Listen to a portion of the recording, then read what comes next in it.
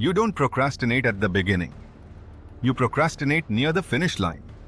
When it's time to submit. When it's time to publish. When it's time to apply. When it's time to show your work. Suddenly you feel tired. Suddenly you feel distracted. Suddenly you find small tasks to do.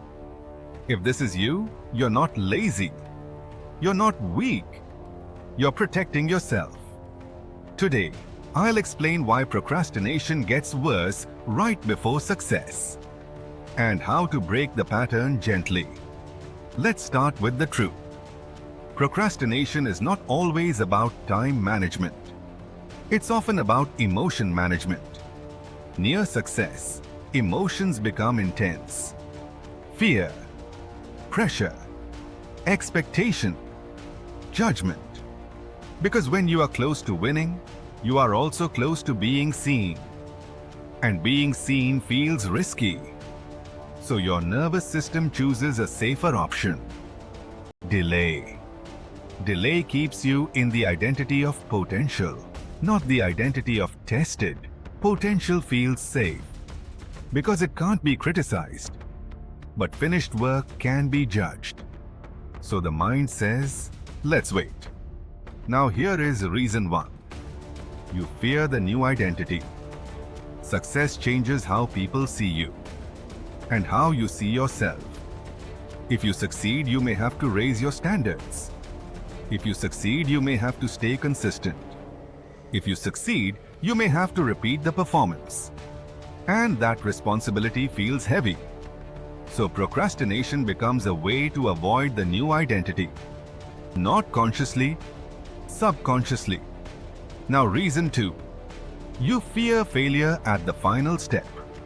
At the start, failure feels small. Near the finish, failure feels personal. Because you invested time, energy, hope. So your mind tries to avoid pain. If I don't submit, I can't be rejected. If I don't publish, I can't be judged. If I don't apply, I can't hear no. So you delay. But delay has a cost. It creates self-doubt.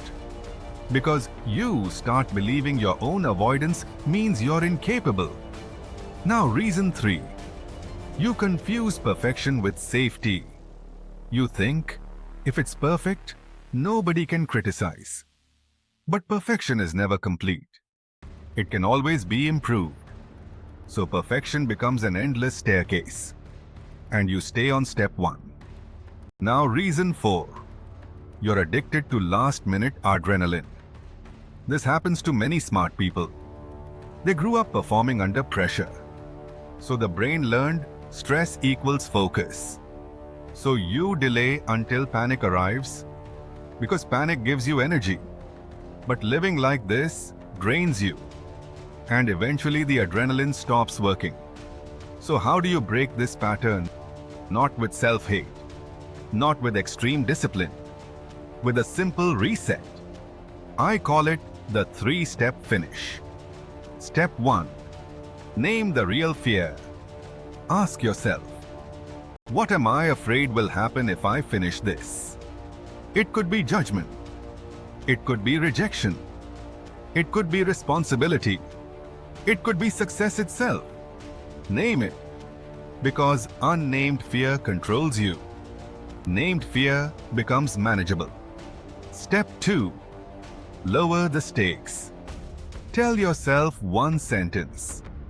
This is a draft, not a verdict. This is version 1, not my final identity. When you lower the stakes, your nervous system relaxes and action becomes possible. Step 3. Create a finish ritual, not a motivation speech. A ritual. Set a timer for 20 minutes. Only finishing tasks. No editing, no research, no improving. Just finish. Then stop. This trains your brain to complete without drama. Now here is a spiritual reminder. Your work does not need to be perfect to be worthy. You do not need permission to begin. and you do not need approval to finish. Finishing is an act of self-respect. So today, do this. Name the fear. Lower the stakes. Finish one small part. Because success is not one big moment. It is many small completions. If this video described you, stay here. This channel is for people who want their mind back. One breath at a time. Right now, finish something small.